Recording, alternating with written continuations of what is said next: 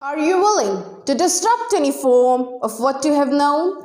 Are you willing? Are you willing to reinvent yourself? Are you willing? Are you willing to become someone you have never seen before? Are you willing to run, leap and soar even at the possibility that you might fall? Are you willing?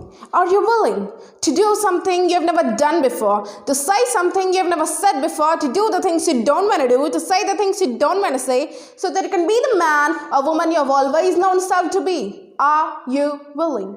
See, I didn't come here to give you a lot of answers. I came here to disrupt your soul with a lot of right questions. Because I wasn't supposed to be here. I was that kid. Was always struggling with self-esteem. I'm good enough. I'm smart enough. No one looks like me. Make it anywhere. I'm chocolate with my skin full, lips round, lips and kinky hair. You just don't see me on TV. You don't see me glorified. You don't see me representing beauty. You don't see me. So the world didn't give me permission to be here. But I didn't ask for it either. So some of you are still asking for permission. And sometimes you have to stop asking for that permission and it's just time to give the world notice. So I just showed up to invite you to give the world notice that you are coming.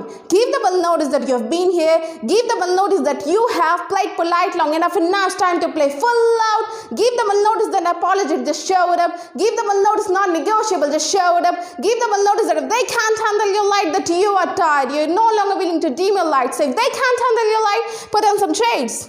Yeah, that's right, put on some shades.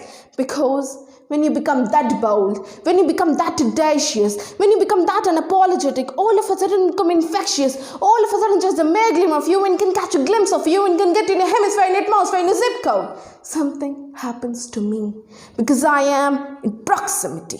And then you become absolutely aware of the true assignment in your life. That you're here to save us. That you're here to inspire us. By the way you walk with assistance. By the way you rise above your own uncertainty. By the way you show up and say, how nice of humanity. So what is a quest? It might just be to go home and be 1000% present to the children. Or quest might be to love an unlovable sibling. It might be that I'm a girl who was a mom in 1995. I was broke and broken. All that I was committed to do was not to spend the next 25 years in that brokenness. So I didn't decide my quest out of the pursuit of serving the world in a big way. I just stepped into my quest, becoming committed that I won't have it that way anymore. So however you step, just step. However you step, just step.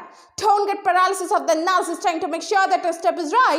I'd rather take 10 steps wrong than to realize that one step is right and one motive of someone is waiting to be inspired by you. I'm still figuring out how to get it right, but I have to do good work in trying to figure out how to get it right. And one day I'm going to master this thing. One day. So I just stop by to steer your soul. I just stop by to not let you off the hook of your brilliance, of your genius, of your humanity, of your willingness to live in a constant duality, allowing your brilliance and your confusion to coexist. And you embrace them both together, not waiting for another thing, not waiting for another person, not waiting for any permission, not waiting for someone to validate on, not waiting for your mother, your father to say you're okay, not waiting for man in your life to say go, be free. What are you waiting for? What are you waiting for? What are you waiting for?